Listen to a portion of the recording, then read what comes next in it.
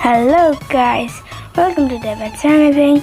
I'm David and in today's episode I want to look at how you can make a very clean recording from the Mobizen application for free. So after doing this, your recording will be very clean as there will not be the logo of the Mobizen or the watermark of the Mobizen. So you should go to the application of the Mobizen first of all.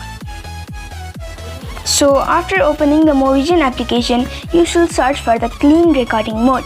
So it will be disabled on this application, so you can enable it by just tapping on that enable button and it will be enabled. So after enabling, your video will be very clean as there will not be any kind of logo or any kind of watermark in your video. And for stopping the video, you should go to the notification panel and there will be option of stop and pause, so you can stop and pause your video from there only.